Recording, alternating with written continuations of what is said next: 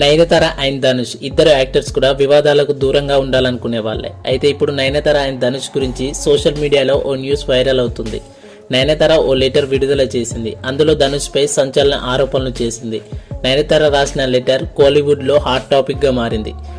ధనుష్ల మధ్య ఇన్ని విభేదాలున్నాయా, ఇద్దరి మధ్య ఇంత కథ నడిచిందా అంటూ అంతా షాక్ అవుతున్నారు. అసలు ఇంతకీ ఈ లెటర్లో ఏముంది, ధనుష్ నయనల మధ్య నడుస్తున్న వివాదం ఏమిటో ఈ వీడియోలో తెలుసుకుందాం. దానికంటే ముందు మీరు మన ఛానల్ని ఫస్ట్ టైం చూస్తున్నట్లయితే సబ్స్క్రైబ్ చేసుకోండి.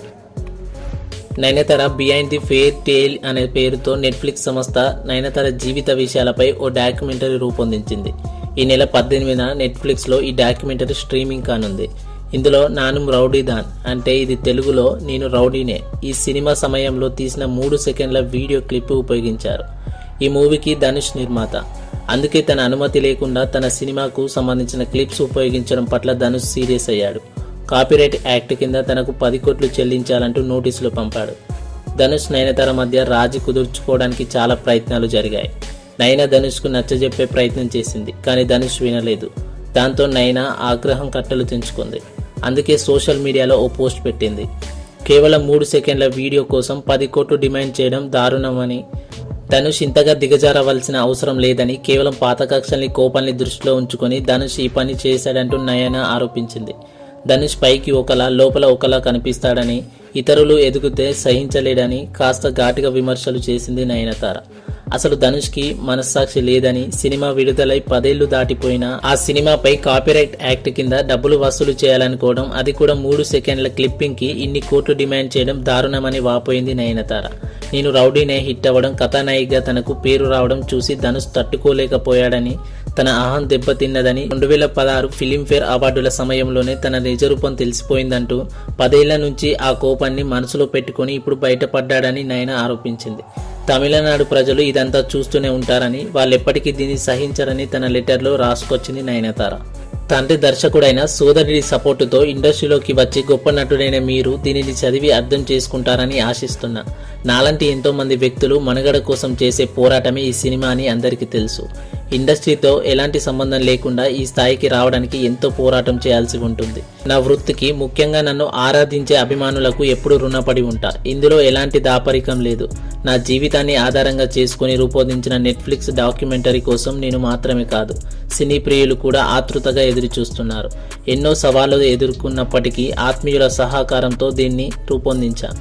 మీరు మాపై పెంచుకున్న ప్రతీకారం మమ్మల్ని మాత్రమే కాకుండా ఇందులోకి భాగమైన ఇతర సభ్యుల్ని కూడా ఎంతగానో ఇబ్బంది పెడుతోంది. నా సినీ ప్రయాణం, ప్రేమ, పెళ్లితో పాటు నాతో ఉన్న అనుబంధాన్ని తోటి నటీనటులు పంచుకోవడం వంటి విషయాలతో ఈ డాక్యుమెంటరీ సిద్ధమైంది.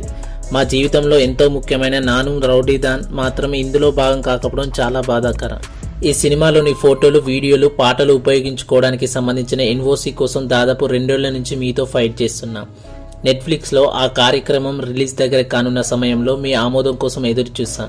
చివరకు మేము ఆశలు వదులుకోవాలని నిర్ణయించుకున్నాం. మీరు పర్మిషన్ ఇవ్వకపోవడం నాకు హృదయాన్ని ముక్కలు చేసింది.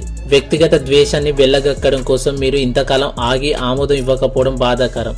డాక్యుమెంటరీకి సంబంధించిన ట్రైలర్ రిలీజ్ చేసిన వెంటనే మీరు పంపించిన లీగల్ నోటీస్ నన్ను షాక్కు గురి చేసింది. అందులో 3 సెకండ్ల క్లిప్ వాడుకున్నందుకు దాదాపు 10 కోట్లకు డిమాండ్ చేయడం విచారకరం. ఇక్కడ మీ క్యారెక్టర్ ఏమిటనేది తెలిసిపోతుంది. అభిమానులకు మీరు పూర్తిగా తెలియదు. వారికి చెప్పే మంచి విషయాలు మీరు పాటించరు. మీ నోటీసులకు మేము న్యాయబద్ధంగానే సమాధానం ఇస్తాం. మా నెట్ఫ్లిక్స్ డాక్యుమెంటరీ కోసం నాను రౌడీదాన్ ఫోటోలు, పాటలను ఉపయోగించడం కోసం మీరు ఎన్ఓసి ఇవ్వడానికి నిరాకరించడాన్ని కాపీరైట్ కోణంగా న్యాయస్థానం సమర్థించవచ్చు. అయితే నైతిక కోణం అనేది ఉంటుందని మీకు గుర్తు చేయాలనుకుంటున్నా. దేవుడే దీనికి సమాధానం చెబుతాడు. సినిమా విడుదలై దాదాపు 10 ఏళ్లు అవుతున్నా ఒక మనిషి ప్రపంచం ఎదుట ఇంత దారుణంగా ఎలా ప్రవర్తిస్తాడు?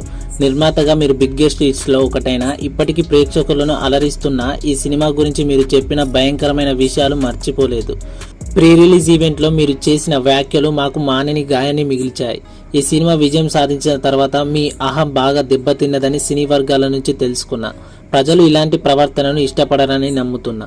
ఈ లేఖతో నేను ఒక విషయాన్ని మీకు తెలియజేయాలనుకుంటున్నా. తెలిసిన వారు విజయాలు అందుకుంటే అసూయ పడకుండా దానిని కూడా సంతోషంగా తీసుకోండి.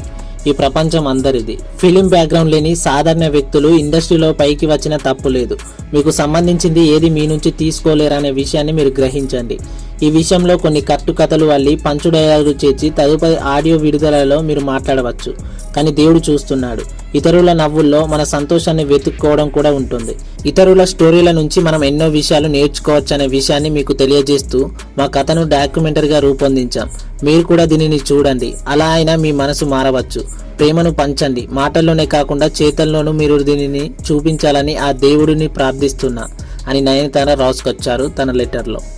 నవంబర్ 18న నయనతార డాక్యుమెంటరీ నెట్ఫ్లిక్స్లో విడుదల కానుంది. విఘ్నేష్ శివన్తో ఆమె ప్రేమ పెళ్లి గురించి ఇందులో చూపించనున్నారు. నయనతార విఘ్నేష్ కలిసి వర్క్ చేసిన తొలి చిత్రం నానున్ రౌడీదాన్. ఈ సినిమా సమయంలో వీరిద్దరూ ప్రేమలో పడ్డారు. పెద్దల అంగీకారంతో పెళ్లి చేసుకున్నారు.